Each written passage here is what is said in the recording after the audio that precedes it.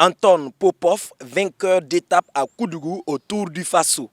37 ans après le premier russe Igor Jivenko, premier maillot jaune du Tour en 1987, un autre russe remporte une étape dans la cité du Cavalier Rouge.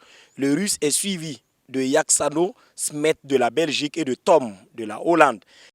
Et la Russie, la Belgique, et la Russie, la Belgique, et la Russie, la Belgique, et la Russie, la Russie, et c'est la Russie.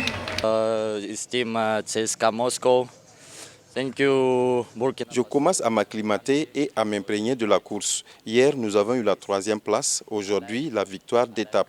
Nous allons tout faire pour améliorer notre classement et nous allons continuer à nous battre pour plus de victoires pour le CSKA Moscou.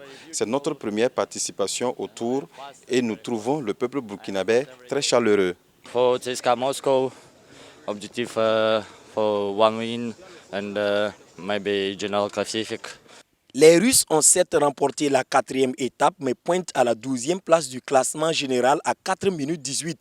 Le vainqueur du jour, lui, est 17e et à 9 minutes 28 secondes de la tunique jaune. Le premier burkinabé, Bamassi Soulama, est 4e général et désormais à 2 minutes 8 secondes du jaune. Les burkinabés encore victimes de crevaison, toute chose qui est normale en sport mécanique.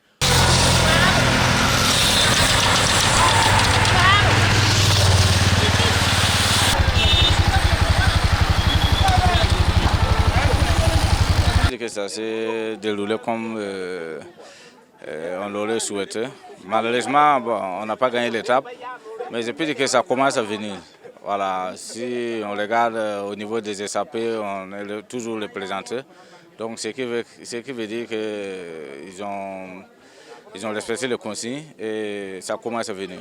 Mohsin El Kouraji est toujours maillot jaune à 8 et à 9 secondes de ses coéquipiers. Du Maroc, El Hussein Sabahi est maillot vert et le russe Mamir Stach, maillot des sprints intermédiaires. Coïncidence ou pas, l'étape parrainée par l'Union européenne est remportée par une équipe russe, le CSKA Moscou. Le peloton a pédalé à vive allure, ne faisant que 2h18 secondes pour les 102 km 400, soit une vitesse moyenne de 44,505 km/h.